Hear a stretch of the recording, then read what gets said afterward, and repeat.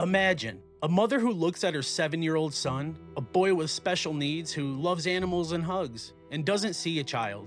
She doesn't see innocence, she sees a monster.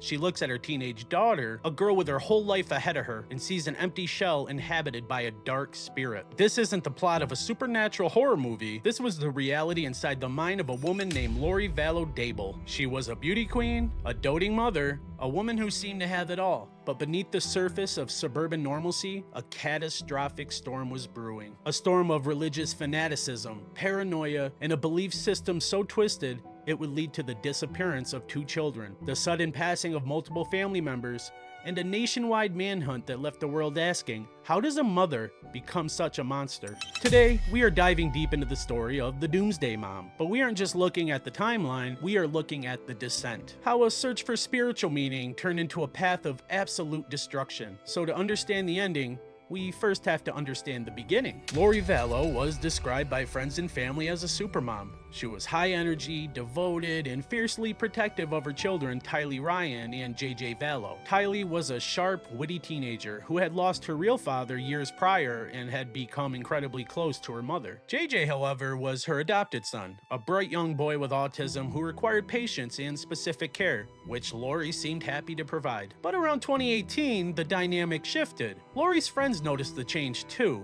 She became obsessed with the end of the world. She began consuming the writings of a man named Chad Daybell. Chad was an author in Idaho who wrote fiction about the apocalypse. But to his followers, his words were more than just stories. He claimed to have near-death experiences that allowed him to see beyond the veil. He spoke of visions and gathering the chosen ones before the end times. When Lori and Chad finally met, it was like gasoline meeting a flame. They believed they had been married in multiple past lives. They also believed they were destined to lead 144,000 chosen people during the apocalypse. That could be one hell of a wedding vow. But there was a darker side to their theology. They developed a system of rating people. You were either light or you were dark. And if you were light, you were part of their mission. But if you were dark, you were an obstacle. And then came the most dangerous idea of all, the concept of zombies. Now, this wasn't the Hollywood version of the undead. In their minds, a zombie was a person whose original spirit had left their body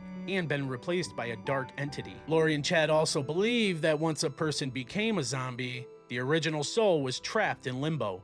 And the only way to free that soul, and the only way to send the dark spirit away, was to destroy the physical body. This belief system wasn't just talk. It became the justification for the unthinkable. The first domino to fall was Lori's husband, Charles Vallow. Charles was terrified. He had gone to the police, desperate for help, claiming that Lori had threatened to end his life, that she believed he was a dark spirit named Ned. He filed for divorce, fearing for the safety of the children. But in July 2019, Charles's life was ended in the family home. Lori's brother, Alex Cox, admitted to the act but claimed it was in self-defense. The police investigation was initially closed, accepting the self-defense story. Lori didn't seem to mourn either.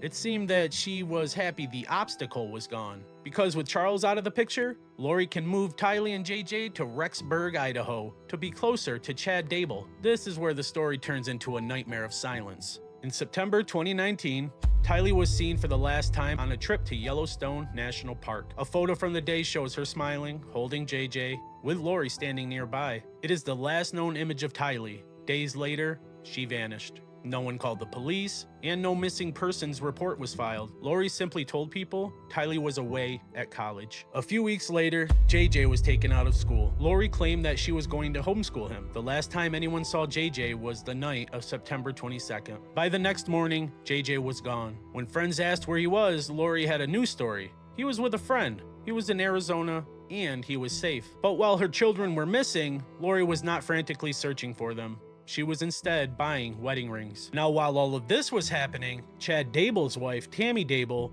a healthy 49-year-old woman, passed away in her sleep, and the timing was incredibly suspicious. Just weeks earlier, Tammy had reported a masked man trying to shoot at her in her driveway with what she thought was a paintball gun. When she passed, no autopsy was performed initially, and it was ruled natural. 2 weeks later, just 2 weeks after Tammy's passing, Lori and Chad were married on a beach in Hawaii. Photos show them smiling, dancing, wearing leis, completely unbothered. But there were no children in those photos. So back in Idaho, the alarm bells finally started ringing. JJ's grandmother, Kay Woodcock, had been trying to reach the boy for months. She called the Rexburg police for a welfare check. When officers knocked on Lori's door, she lied. She told them JJ was with a friend in Arizona. And when police went to go check that story with her friend in Arizona, it fell apart immediately. But by the time the police returned to Lori's apartment the next day to confront her about it, she and Chad were gone. They had fled back to Hawaii. For months, the world watched in horror. Where were the children? Lori and Chad were living in paradise, refusing to answer questions. Lori was served with a court order to produce the children. She defied it,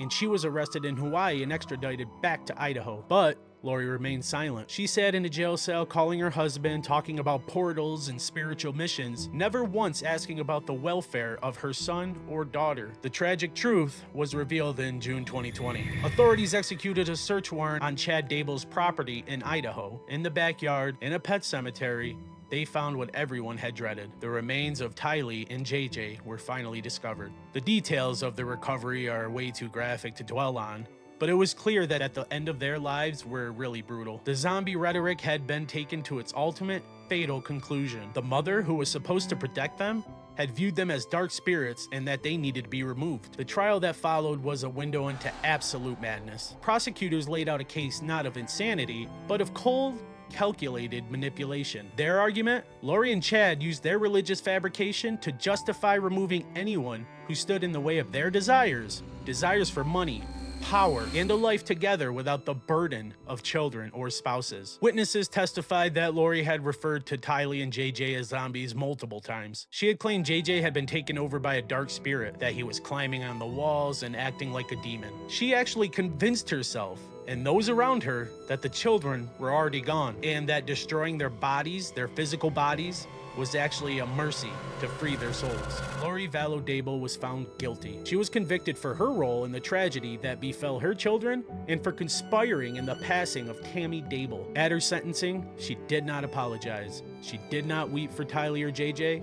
Instead, she stood before the court and claimed that she had visited with her children in the spirit world, that they were happy, and that no one was hurt, because death is just a transition. It was a chilling final statement from a woman who had completely detached from reality. This case forces us to confront a terrifying question. Where is the line between faith and delusion? Lori Vallow didn't start as a villain in a story. She started as a mother, but step by step and choice by choice, she allowed a dark narrative to rewrite her reality until the people she should have loved the most became the enemies she had to destroy. The story of the Doomsday Mom is a tragedy of belief weaponized against the innocent. It is a reminder that the most dangerous monsters aren't the one under the bed. They're the ones that we create in our own heads, justified by twisted logic until the unthinkable becomes the necessary. Tylee and JJ are gone. Charles and Tammy are gone, but the lesson of this case remains. When we dehumanize others, when we let ideology override empathy, we open the door to true darkness.